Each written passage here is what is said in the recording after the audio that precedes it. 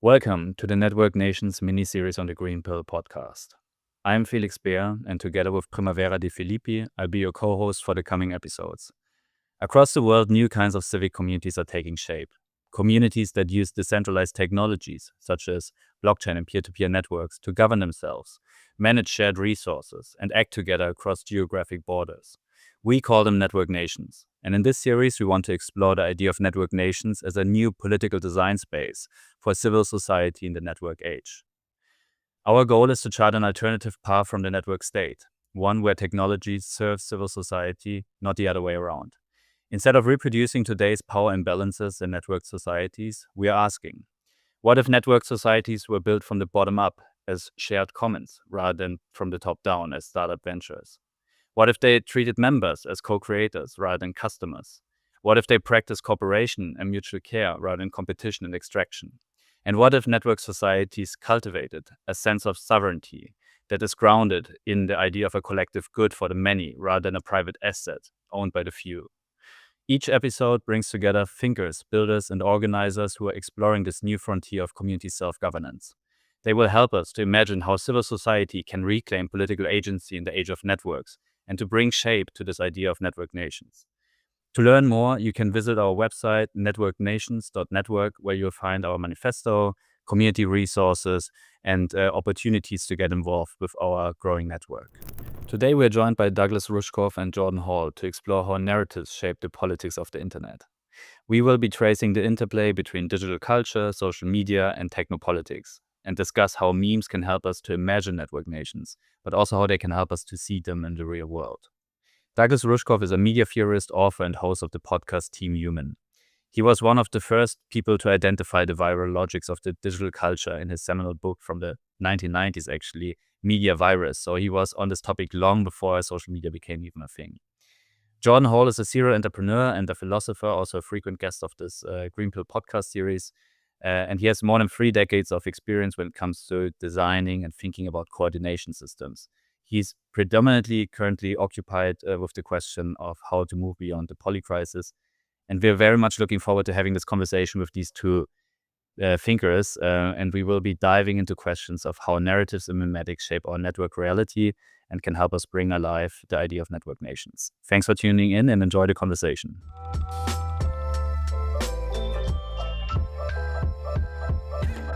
So, welcome, Jordan and Douglas, to our show on Network Nations. We are very happy to have you today to talk about the power of narratives and more specifically how memes can help us shape our network political futures. We want to start with a general observation that Primavera and I have, and that's that we are basically living through a sort of Cambrian explosion, if you will, of governance innovation and experimentation. So there's a lot of projects going on at the moment, the network state, seasteading, CEO dictatorships, but also more progressive versions like regional movements, mutualists, and solar punks, who are basically developing new narratives around how we can organize ourselves beyond the limits of the nation state. And this is like an emerging landscape, I guess, of like new kind of technopolitics. And we would like to explore this landscape together with you today, and then also discuss what the role of network nations can be as like a powerful meme to shape kind of like the mind space in this direction. So I would love to start with picking your minds on the state of affairs, basically. What are the main kind of narratives that you see emerging and the movements? What are the big memes in the space of technopolitics that are currently capturing our imagination? And Jordan, I would like to pass the ball to you to start. You have to make that move. So maybe I'd lead with the most notable thing that I'm seeing right now is the collapse of the major narrative that defined certainly the West, and I would say largely the world post-war. So the period from the end of World War I through to shortly after the end of World War II was a period of kind of a narrative reboot or narrative establishing.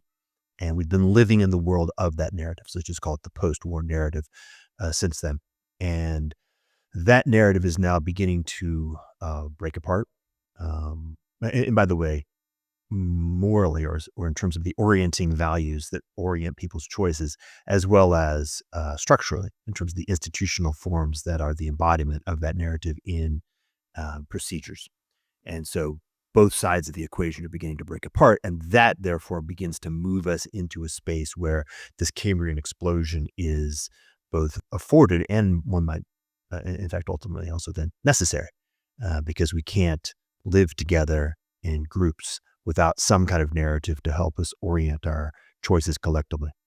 Cool. Douglas, I saw that you gave a talk recently, which was called "The Weirding of the Internet," or the weirding of the digital. And indeed, I think a lot of the narratives which are floating around can like seem pretty weird. Like they are making pretty big kind of announcing pretty big changes or want to bring about pretty big changes. A lot of them are somewhat worrying, at least from my perspective. Like niche ideas like a dictatorship, a CEO dictatorship, are all of a sudden capturing a lot of mind space. And I just wonder, like, what is your perspective on this? Like, why are we seeing this proliferation of kind of these niche ideas all of a sudden, like, bursting into public discourse?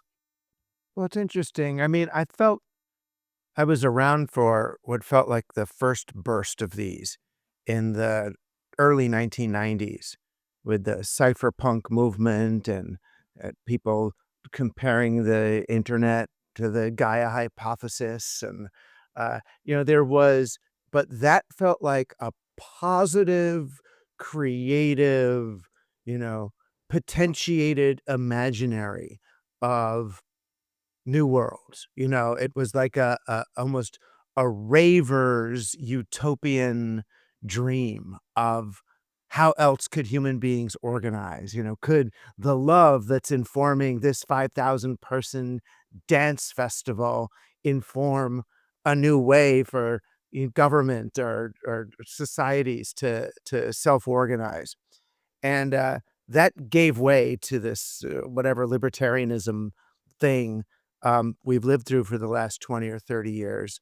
And I think, and I agree with Jordan here, it got to the place where our leadership secretly and our populations more publicly no longer believe in the solidity or future or functionality of government, economics, planetary management as we know it. And what we're witnessing is their strategy is, and I understand it, get as rich as you fucking can before the collapse because you'll be in a better position, at least if you have money and power, something, money and technology. The 100 people that are the wealthiest 100 people in the world, especially if they've managed to engineer some kind of a police state military way of controlling populations, should survive, and they no longer believe that there is a way for sort of everybody to make it through, right? So if everybody's not going to make it through, then I would rather way more people die and get to be one of the few who make it through than be in the same boat with everybody else.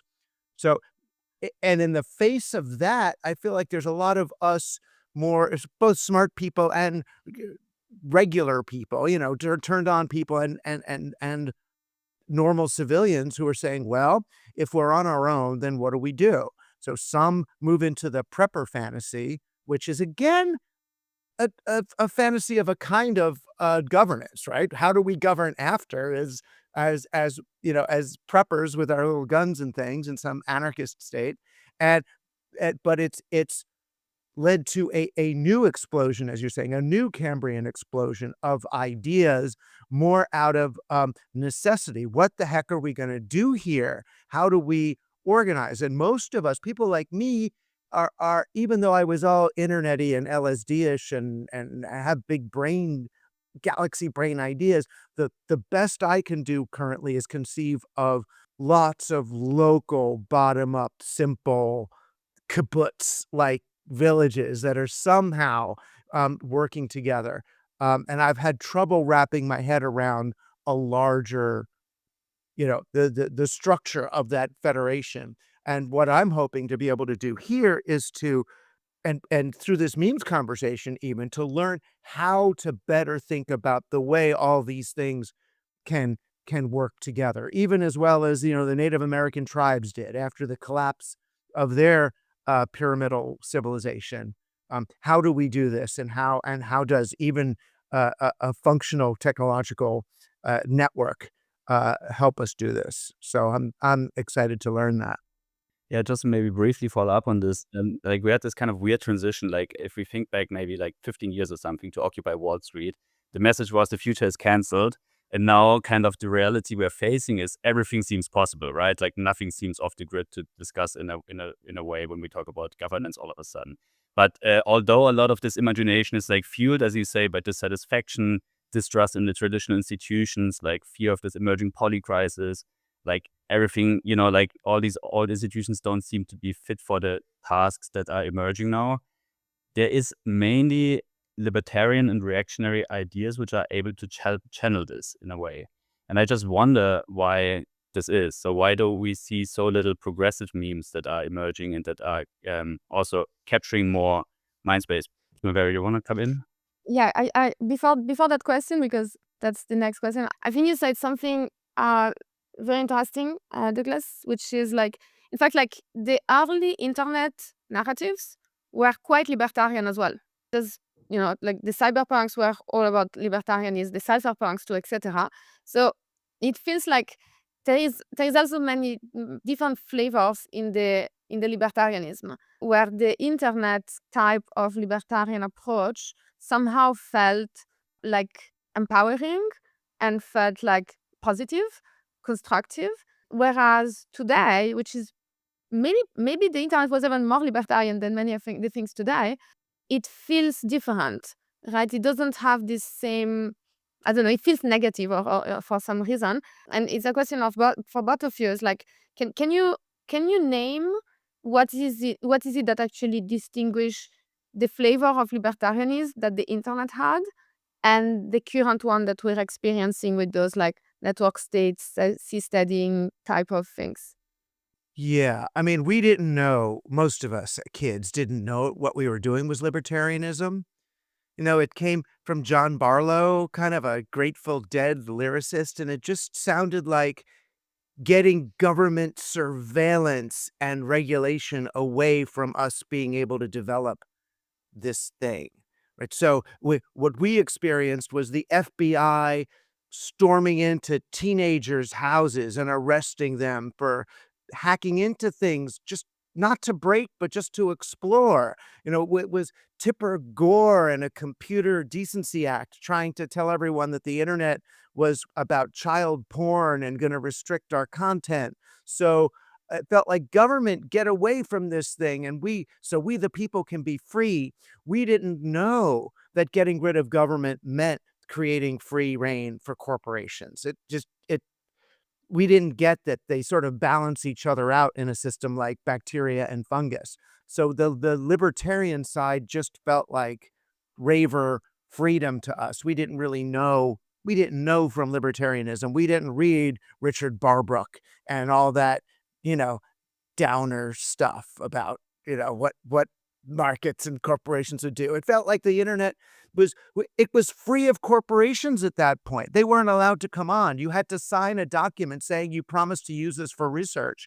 So we couldn't imagine commercial activity coming on this thing. So it seemed like the internet was going to be free of all that. The shopping mall was in the real world. The internet was for us to talk about Gundam, and which seemed like it was non-commercial to us at the time anyway. The difference now is that the libertarians won. They took over the whole thing, and they created these, the feudalist private platforms in the place of Usenet and FidoNet. And I mean, FidoNet was a networked thing. It was a totally bottom-up phenomenon where people use their own computers as the internet. Your friend's house, your friend's Radio Shack computer was the network server for your neighborhood. It wasn't owned by anybody. So we couldn't imagine what happened. And now those libertarians have well, we know their visions of private nations or private states. Those of us who are expressing that original same psychedelic fractal urge are, I think, moving towards something much more progressive, bottom-up, anarcho-syndicalist, or whatever it would be. So in some way, like if I try to nail it down, it's like it feels like the early internet type of libertarianism was about claiming freedom away from state control, and it feels today that actually now the corporate is the one that is in control. And so if you want to be libertarian, you kind of need to escape from the corporate control just as much as escaping from the state control. Yeah, you'd move towards an Adam Smith-like, I guess. Adam Smith was a moral philosopher, though he's been adopted by the libertarians and the economists as their figurehead. That's no better than Wired adapting Marshall McLuhan as their figurehead. That Adam Smith was actually arguing for the power of local business against these abstract international corporations. But I'm not a libertarian, and I wouldn't want to speak for them. But we can talk about the sort of the internet counterculture urge and how easily I think they were co-opted by libertarian memes because we didn't know what they meant. Yeah, exactly. But I think it's very important because I think we are all very aligned with the early internet type of libertarianism, if we want to call it like that. And yet we're not aligned with the current libertarianism. So we need to understand where we locate our own narrative, because I think our own narrative is close to the early internet narrative, but it's also very different from the libertarian narrative. Okay, that's interesting. Feels like I want to do a recapitulation to make sure we're constantly reifying the most kind of relevant stuff. Douglas and I have not even spoken, I think, at all, really, but certainly not recently. And yet we're remarkably coordinated on the big picture he just articulated. So when I look out at the universe of narratives that are out there, there's sort of two bottleneck narratives that seem to dominate those who have access to the capacity to think they can navigate the bottleneck. So you've got the resource scarcity bottleneck, and then you've got the power scarcity bottleneck. So some people are saying there's going to be some sort of collapse of resource, or some collapse of the ability to have everybody decide that they want to play nicely because they can get more stuff by playing nicely. And so there's a race to grab the high watermarks or the most secure locations to control those resources. And then you have power bottleneckers. Those are mostly in the singularity side. So they're looking at it and saying is there's kind of a narrowing frontier of those who are in positions of leadership of power, and the gap between number one and number two gets larger and larger. And so you run into a place where there's something like a singleton or an intrinsic oligarchy. These two groups are in fact dispositionally different because they have different lineages, but roughly end up being coordinated because they're seeing something like a bottleneck. And when I look at that, the alternative that I see looks a lot like some kind of, or how do you say, coordinated federation of small groups. What was the phrase you used? Did you use indigenous tribes? Local, like very, very local groups. And the challenge then is, how does that coordinate in such a fashion that it's able to produce a capacity to hold itself in resistance to the previous two? And we should say there's other narratives that are out there, of course. There's sort of the reestablishing of pre-liberal structures that have long lineage. And so the imperial China is a real thing, which is not strictly one of the previous two, although it can be one of the two bottlenecks. The global caliphate is an older narrative that didn't get erased, and so it's coming back. Right, so you've got sort of older legacy narratives that are reestablishing themselves as the dominant master narrative is breaking apart, and then you have emergent narratives of which there's only a handful. Like again, the bottlenecking and this weird one that we're talking about. So then when we talk about the weird one we're talking about, I think, Douglas, I'm how old are you? I'm 54 today. I'm like 10 years older this in the next month or so. Okay. So in terms of the cypherpunk, like he was the high school kid when I was the, early middle school kid. Like he was the senior when I was a sixth grader. or whatever, fourth, fifth grader. And so we have a slightly different view, but I was immersed up to my eyeballs in that world too.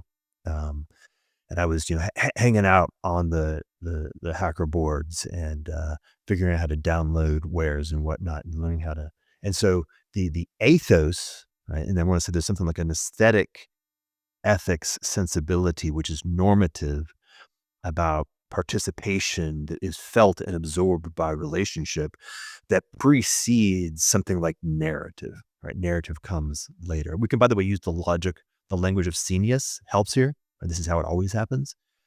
And there was a scene, right? The cypherpunk scene, and you participated in that scene by virtue of being able to grasp it and participate in it. And even like fun little side quests, like how do you get a list of telephone numbers for your modem to dial up into, right? Things like that. And getting each of these things meant sharing them as well. By definition. It was one and the same. So it's so hard to call that libertarian, because how could you be a citizen of the shareware universe and a libertarian at the same time? So that's part of why we didn't understand those memes. The notion of libertarian implies a whole commitment to a whole bunch of characteristics. I have never actually read Ayn Rand, never. So I certainly didn't when I was 12, but I was really captured by the punk rock ethos, right? So there was a sense of autonomy, but the key thing here I would like to say is that there was a sense of a territory. There was a space. It was the virtual space. The virtual space was quite distinct from the physical space in which we lived, and in which we perceived a form of constraint that was very difficult to resist. You should resist it, right? School was bullshit, so resist school. For the most part, government was bullshit, so you resist that. But you resist it in kind of like the Hakeem Bey way. You found little cracks. You found warehouses that nobody was at, and you put together your rave, and you disappeared in the cracks, right? But in the virtual, nobody else was there, man. And nobody had any idea how to play with it. And the guys who were there that were grown-ups, they were kind of like you. And they were ready and willing to play, and they're actually really interested in, and this is where we're going to start talking about the nation sensibility. They were really interested in an actual initiation. And I mean this actually very much in the indigenous sensibility. Like, you're being invited into a tribe, and a tribe of people who are held together because of a like mind, a shared sense of values, a shared aesthetic, a shared orientation. And it's very broad. Like, you don't have to petition, you don't have to follow this set of rules. You don't have to believe this set of sort of doctrinal characteristics to participate. But you do have to learn how to play properly together, that kind of a thing. You notice the difference? And so where I think we're noticing now, it's kind of fun. I actually quite like this, that okay, guys, we came in, and I actually stepped through the portal of being an entrepreneur.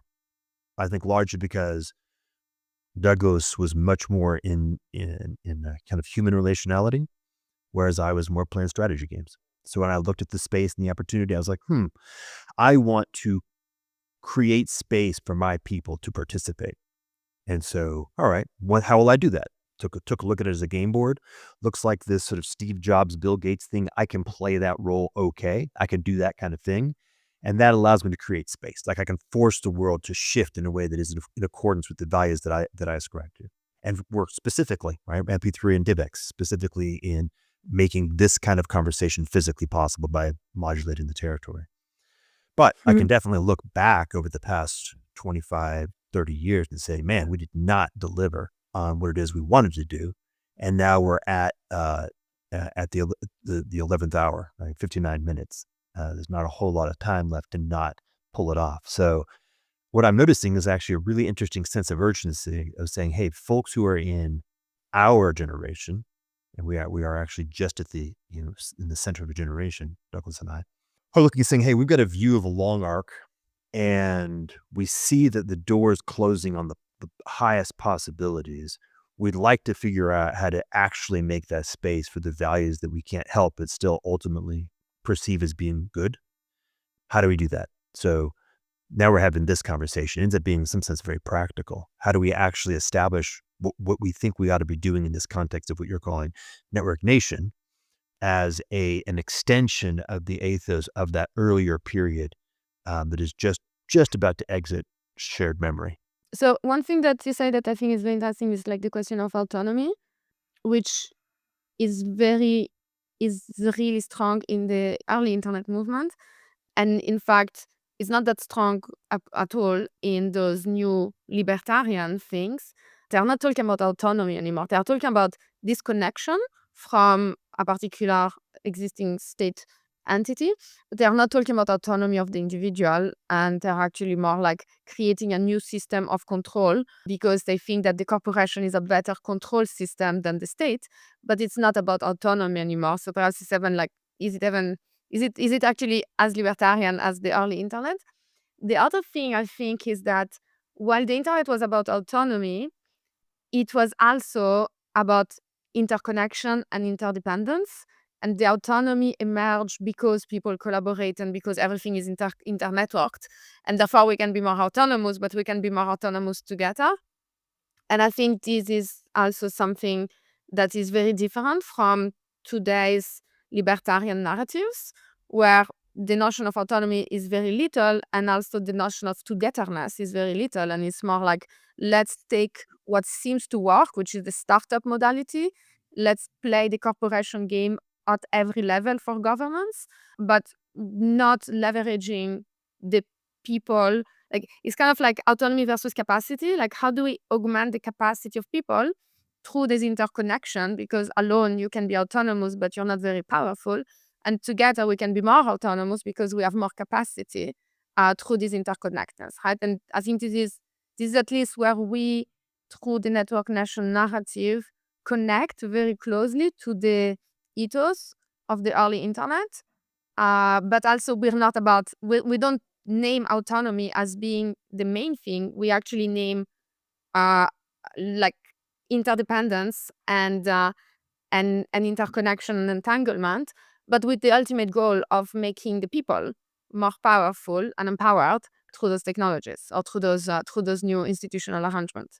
Yeah, I mean, in the early internet era, the way we talked about these issues, and the way we talked about the illusion of compromise between individuality and group cohesion, was to use natural metaphors. And I know there's problems with them because, as they say, the Marxists use facts and fascists use metaphors, but they worked. So we had, the rhizomatic metaphor, which really helped us argue for something different, for another way of understanding collection. We had the fractal, and the beauty of the fractal was the self-similarity. We had, and we still do, mycelial networks are great for people to understand, there are these little separate mushrooms all over the place, but they're actually connected by a global invisible network of strands that keep it all together and that help us metabolize all of each other's stuff and solve problems and all. And along with that was chaos math, which, fractal math, which had this concept of remote high leverage points. And everybody told that same, Lauren's metaphor about the butterfly flapping its wings in China. But the thing that was powerful to me about it was that, so if you have this networked fractal thing, then huge system-wide changes can come from anywhere. So it's not that every individual is super powerful all the time, but any individual can express what the network needs at any moment. So the network can hear each individual. And it seemed to me, this is this more sort of natural state of being. So we were going to kind of take down the top-down William Randolph Hearst, Rupert Murdoch style of technological communications and replace it with this bottom-up, internet-y, mycelial, fractal organization and this was our mistake, where the self-organization would just self-organize, right? We felt we go in it with our hearts in the right places. And as Jordan said, doing the right things. When you get the good game, you go to the back. I mean, it's very American. You go to the back of the bus with your box of 5.25-inch floppies and you trade them with the other kids. There's no point in having the game. Everyone gets the game and then the game is more fun. So it seemed that we would through a new way of being, a new set of behaviors would engender the organization we were talking about. We wouldn't have to do, it's very lazy, we wouldn't have to do any political activity. It just would happen somehow spontaneously.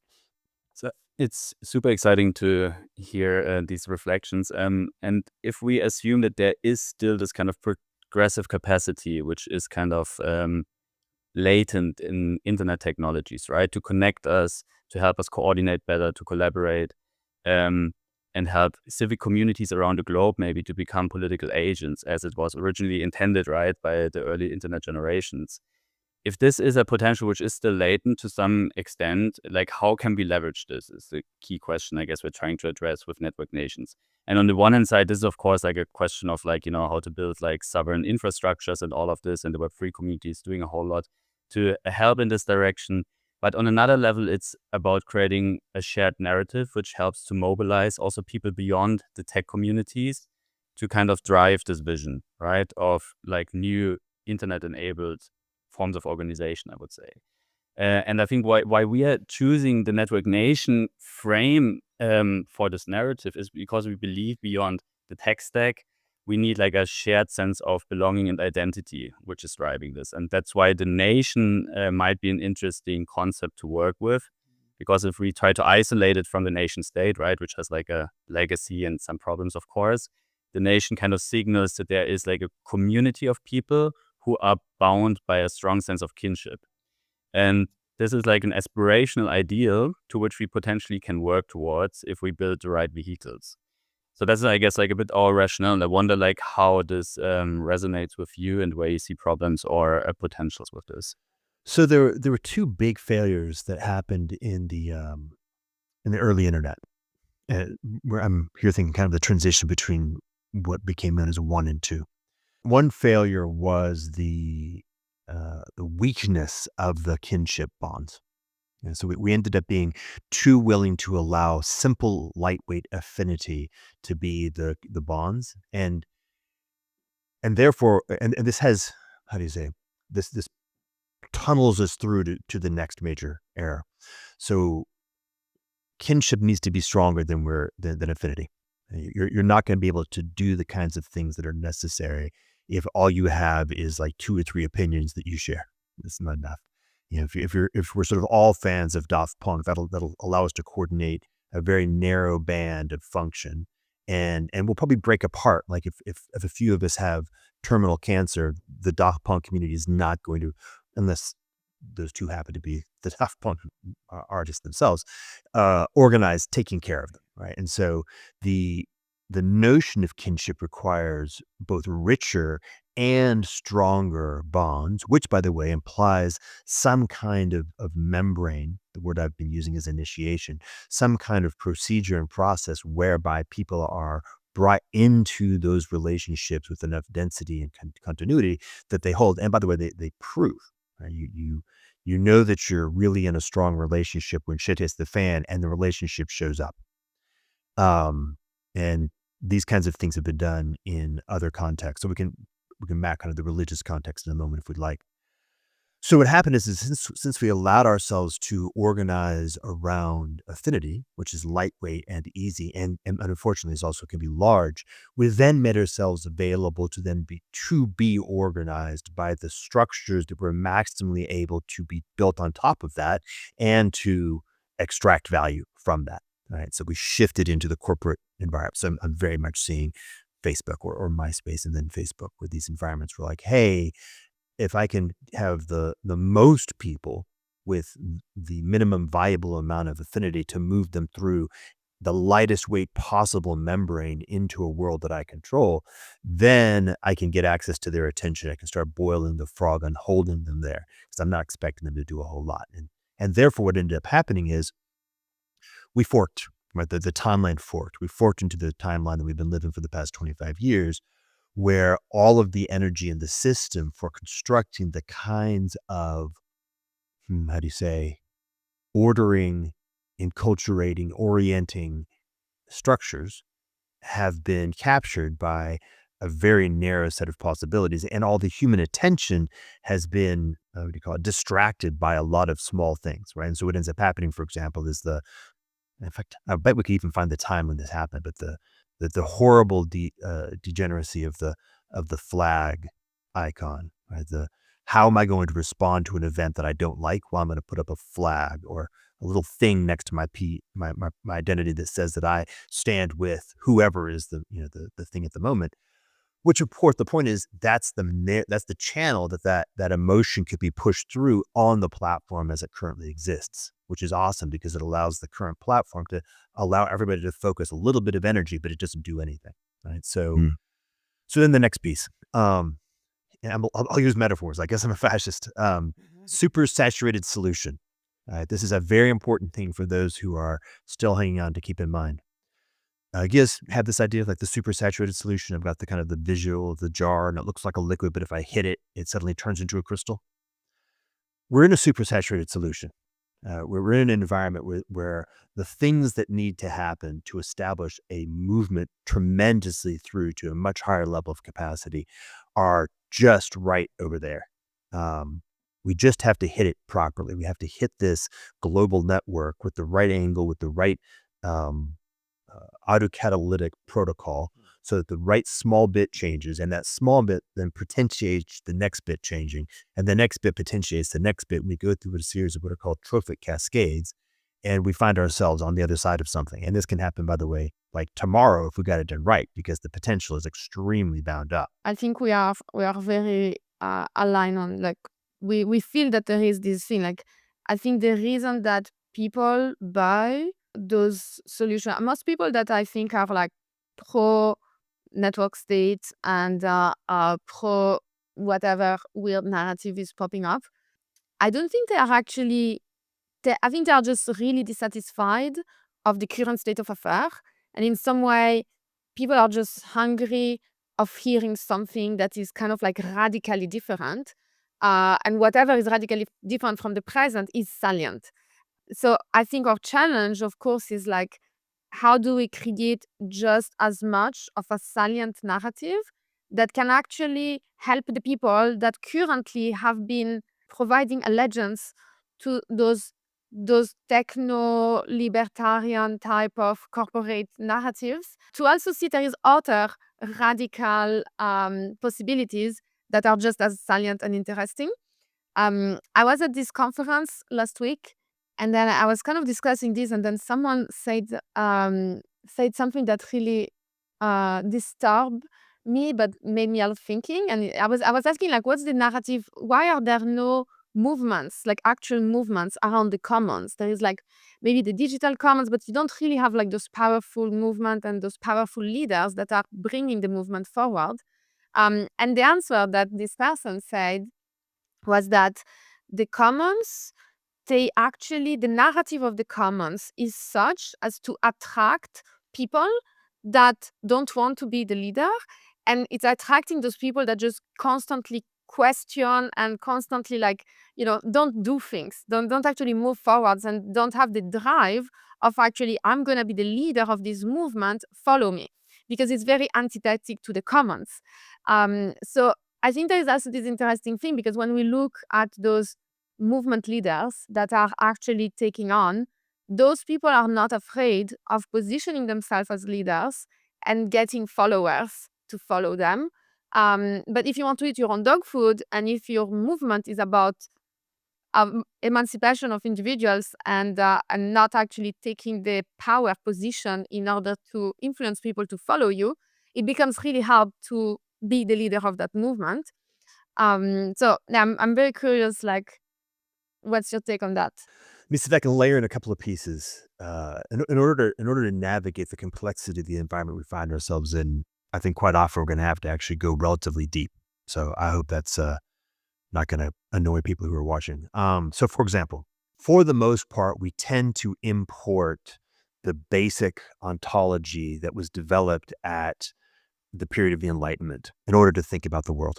Right? So for example, we tend to assume, oftentimes as a presupposition, we don't even think about the notion of the liberal individual as an ontological primitive. And therefore we end up being constrained in our degrees of freedom because we're actually importing a bunch of stuff that is both false and not helpful. For example, just now, there is an assumption, if you're operating with the liberal individual as your ontological primitive, that what you do is ultimately, let's say, arbitrary or constrained by things like preference or strategy, mostly objective in nature. Sort of like, hey, I want to be a person who's protecting the commons because I think that's an important thing to do. And we assume that basically everybody's effectively neutral and you can kind of load responsibility on people on the basis of either what is the most efficient resource allocation or people's preferences. But if I hearken back to a ontology that predates that, right? So I'm doing a recovery process. And I got this, by the way, by talking almost entirely to indigenous groups, most specifically in this case, the Polynesians. That's actually not how their ontology works at all. Right? The way their ontology works is every distinct individual human, every person, actually has a proper responsibility in the world that is theirs, specifically, that they are uniquely prepared to take. This would be called their kuleana in the Polynesian.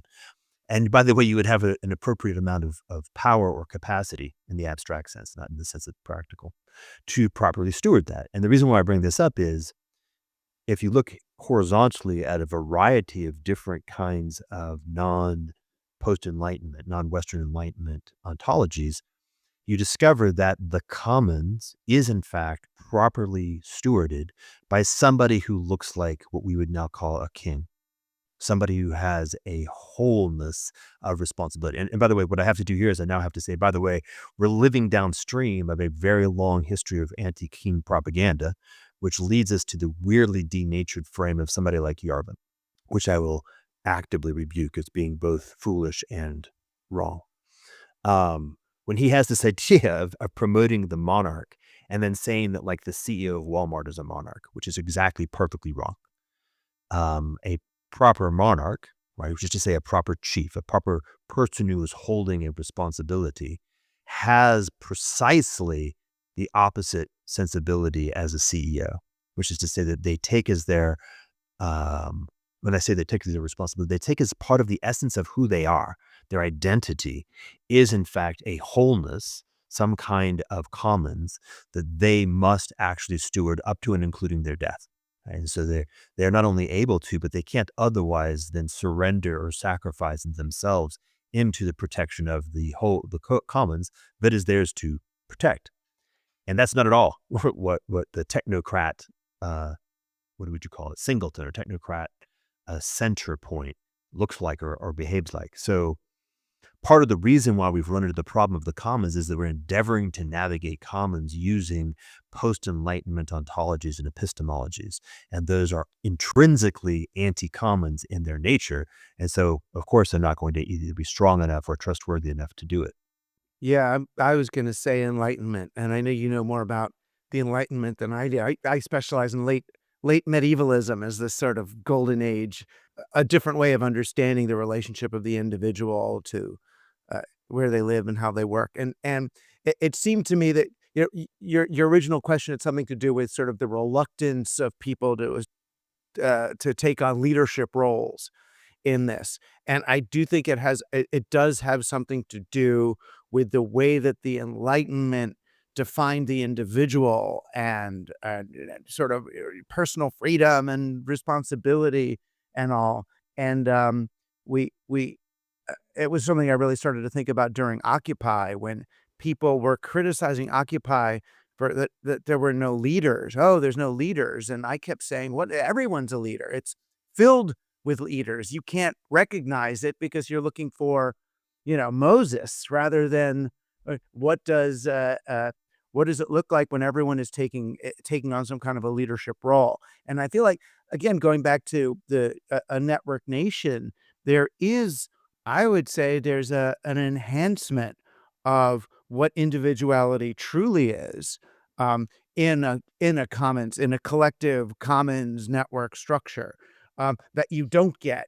And it's like it has to. We were raised with this notion of the individual as a part, like as somehow manifesting one's individuality requires their separateness or being pedestal. That I've been thinking so much about indigenous understandings of this, versus Western ones. I went to see the new Rockefeller wing at the Met in New York and looked at all of the South American, African, and and island art. And in the next wings, you could see the Greco-Roman stuff.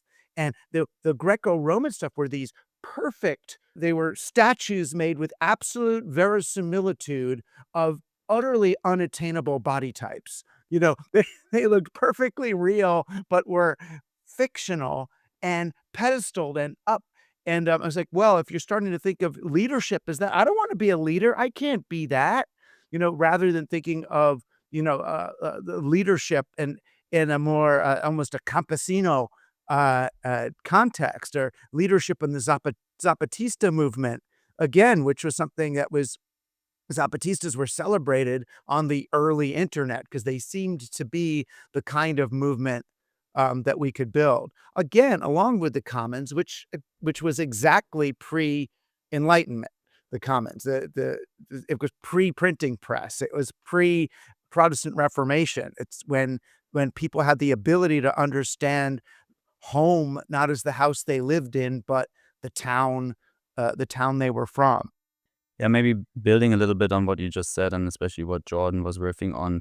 I think one thing we are trying to understand is like what kind of values we want to embed in our narrative, and is this new narrative about new network forms of coordination only a set of policy propositions like we know it from the political realm, or are we trying to design a new environment for coordination as such, right? You could describe, for instance, the nation state also as a coordination technology, which kind of affords a specific set of, politics, like autocratic nation states to democratic nation states, progressive to conservative politics.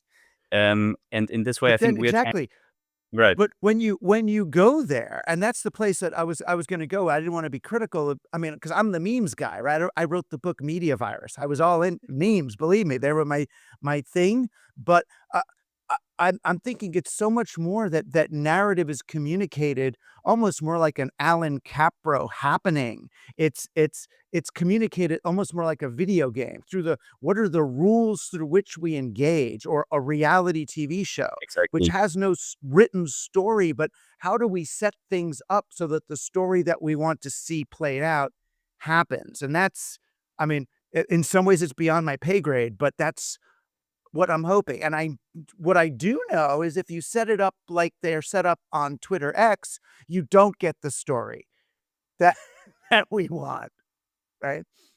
I have a very challenging question following this, which is, so if the meme is about tapping into a particular type of minds that are ready to accept this meme, I think like if we go back to like the early internet, because I think it's actually a very illustrative example.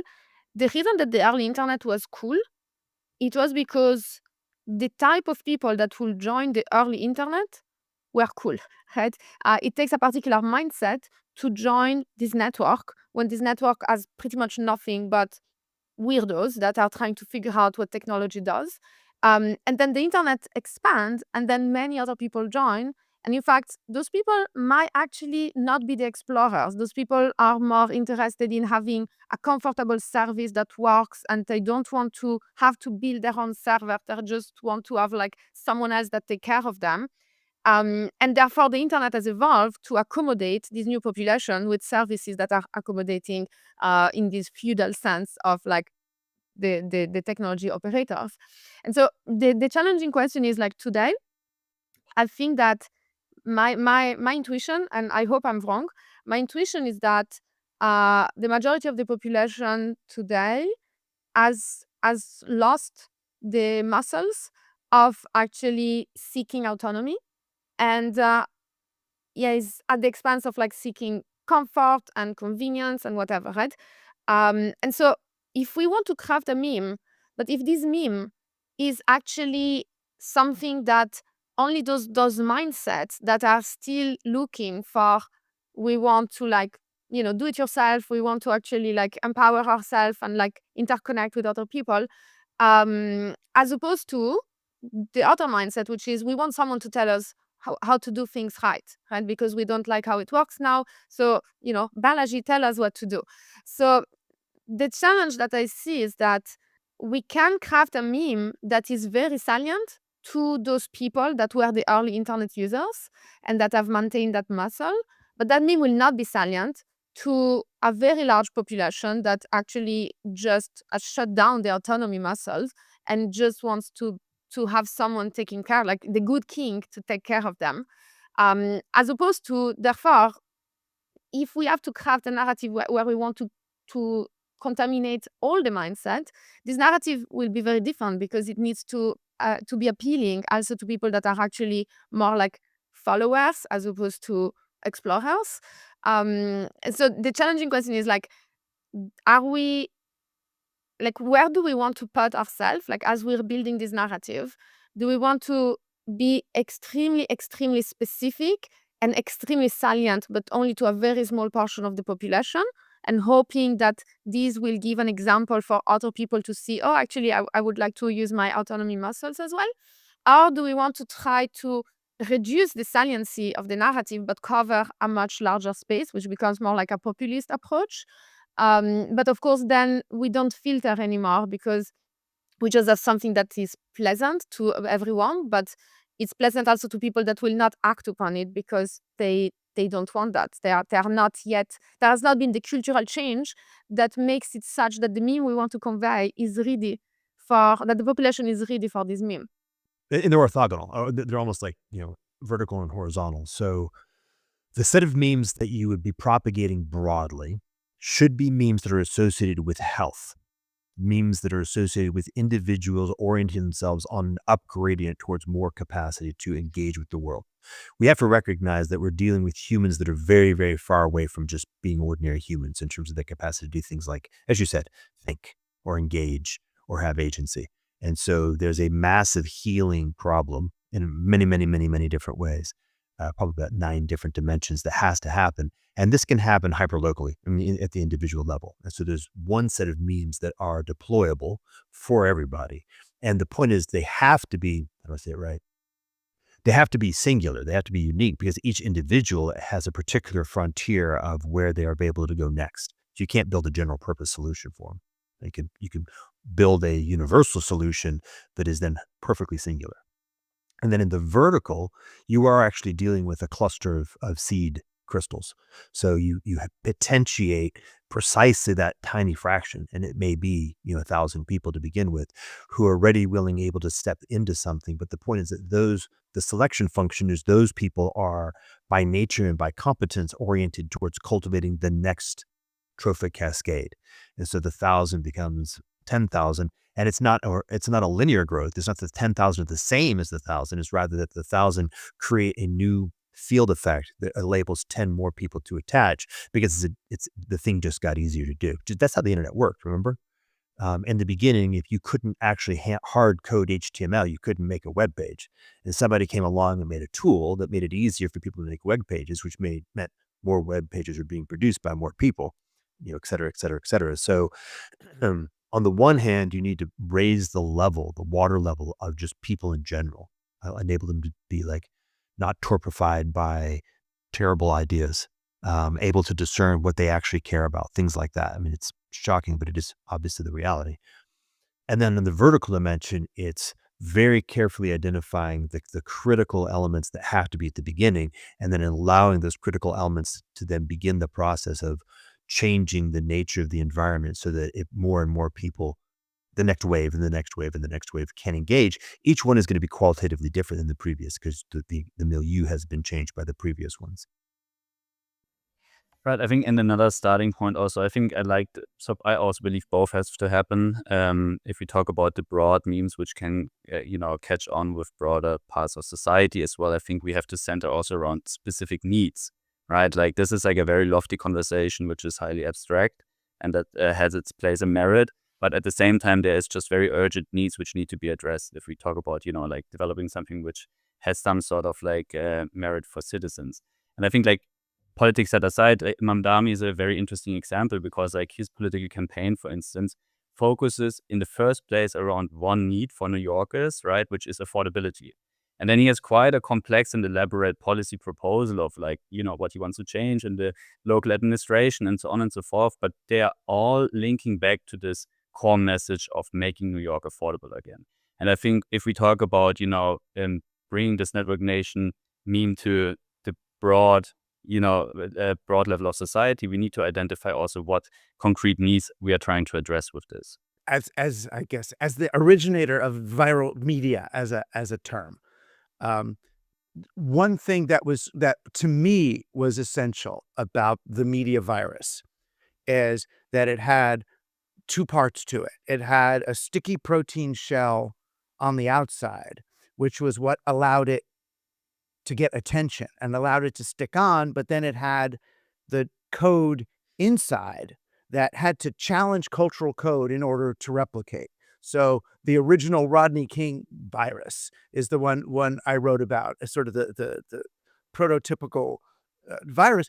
The thing that made it originally spread was a breakthrough use of media. Someone caught something on their camcorder, cops beating somebody up. The reason why it spread was the genetic code inside, which was, racism and police brutality and the urban situation and all. So it spread and then led to riots. So it was a successful meme in that it had those two things. This is a really great recipe that you're giving us to think about how do we actually construct this narrative, or perhaps this dual narrative, because perhaps we need two, which have those properties, right? Like how do we get the stickiness and how do we get the substance of change, of radical change, I guess. So with the network nation narrative, I think perhaps one specificity that I think we're trying to promote is that it's not actually drawing from this dissatisfaction or resentment, or like it's not trying to like build out of not liking what is there, but it's actually trying to convey a positive direction towards you might want to go, regardless of whether you like the current state of affairs or not. So it's not leveraging the stickiness. What's the stickiness, right? It's like it's pretty easy actually, because today things are going quite wrong. It's very easy to create a meme where the stickiness is we don't like the current status quo, let's change it. That's the initial stick. Can we actually, like, will that work? And what could that look like if we're trying to craft a meme which is not building on that type of stickiness, but is actually more this, like, utopian, but without being too utopian level? The stickiness is usually coming from breaking a rule of media of some kind. It's usually structural. So Madonna, the stickiness is showing her vagina. For Michael Jackson, it's getting plastic surgery. For Rodney King, it was the tape itself. For the O.J. Simpson, it was people going outside during the O.J. Simpson chase and walking onto their own television sets in order to watch an action in real life. They always challenge. They involve some breakthrough in the way media or technology is being used. Then the inside, the genetic code, is something that is able to challenge the broken or insufficient code in society. So it's able to challenge a law or a prejudice or an inequality in some way. So even Occupy broke the rule. We're going to stand in this place without any demands. What the fuck is that? And then it ultimately, to the extent that it succeeded, it nested in the obsolete code of a Wall Street driven economy that doesn't serve human beings anymore. So it was able to spread in that way. And the other thing about two levels in this case, and I've never quite put it back together like this, was, Spinoza used to write about how you have to write on two levels. You write on one level for the general public to make your stuff popular and in a way that they can understand, but then on a second level for the people who can actually do something about it, who you're actually trying to communicate to. And how do you keep those two different levels of writing consistent? So the first one's not a lie or a patina around it. So in this case, it's like if we're going to make a sticky media virus, which is the stunt part, with genuinely important memes, how do you find a shell? How do you break a rule that really does symbolize or is emblematic of the true value inside it? And that's, I think, where this whole network, non-local something, there's what the network state guy did get right is like, whoa, you mean you can run a nation on a blockchain? That's the stickiness of his Right. approach. Yeah. So it's very important that we not accidentally import previous media environments in terms of how we think about reality. So, for example, Mamdani's approach at the end of the day is a high mature television mentality. In other words, he is by nature broadcasting to a whole population, so he has to select a very specific message that a critical mass, 51% of the population, will identify as being salient enough to attach their attention. Right. That is not an internet way of doing things at all. Right? That's not how you do it. So imagine it more like this. Imagine if you had and by the way, I'm not recommending this at all, but it's a way of imagining it. Imagine if you were able to disseminate an AI chatbot that would initiate a person in an interlocutory conversation that would elicit their highest yearnings, their highest values, and the things that made the most sense to them, and then would articulate to them a bespoke narrative that maps simultaneously to the thing that they could connect with them most powerfully on an individual basis, and also was actually true in terms of linking back to the underlying protocol of what it is you're unfolding. That's an internet way of doing things, right? This is the kind of the Facebook direct marketing sensibility. So think about it from that way, right? We're saying, hey, all right, so that's one. Now what I want to do is I want to do a fork, because there's two versions of virality. We typically operate in a version of virality, which at the end of the day is something like exploitative. We could use the classic virus. It's a pathogenic sensibility. But there are also things that operate along that dissemination vector that are health producing. They make those who have them stronger. I use the term anti-rivalrous to define that entire category topologically. So what we want to be doing is we want to be doing things that have this characteristic of being polymorphic, bespoke, and anti-rivalrous in the nature of how they disseminate. When somebody encounters the vector is able to rapidly identify a way of fitting to them, which we can say by hypothesis is actually the most salient thing that is imaginable for them as an individual in that moment of their life. Right? Do we just say by design, that's the actual, our vector will be designed as the ultimate vector available in any given moment, because we can design it that way.